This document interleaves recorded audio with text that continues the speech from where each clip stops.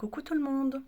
Ce matin, en conduisant mon fils à l'école, il y avait un fan le long de la route, la grande route, et il a voulu traverser devant la voiture, il était apeuré et finalement il a décidé de faire demi-tour, heureusement pour lui. Du coup, ça m'a fait repenser à un poème que j'avais écrit. Un prédateur insoupçonné. Mes yeux de biche analysent cette étendue sauvage, celle-là même où je gambade. À la recherche d'un ruisseau pour me désaltérer, j'explore, obnubilé par de l'eau froide.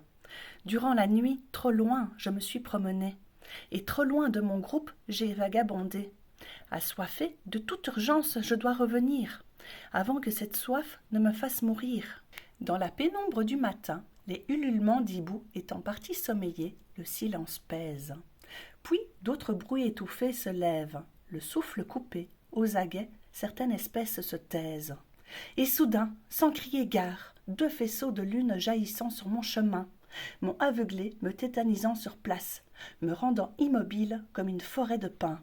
J'ai souhaité traverser ce sol dur, inquiétant, mais anticiper le danger, je n'ai pas eu le temps.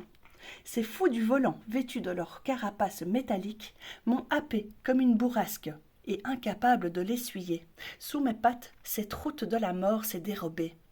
Éventrés et éviscérés, mes boyaux se sont déversés sur ce sol mystérieux, dur comme la pierre, froid comme la mort en cette matinée grisée. Et dire que ce point d'eau ainsi que mon foyer se situait tout bêtement de l'autre côté. Quelle triste tragédie d'être au mauvais endroit, au mauvais moment, là où d'autres faibles ou plus forts que moi furent morts rapidement. Quelle était donc cette race que je ne connaissais pas? Dans tous les cas, c'était un prédateur bien plus fort que moi. Voilà, il n'est pas très joyeux, mais voilà, je me suis souvent demandé ce qu'un animal pouvait ressentir et que ça doit être horrible à vivre. Je suis heureuse de ne pas savoir ce que ça fait, parce que j'en ai jamais chopé, et j'espère que ça m'arrivera jamais.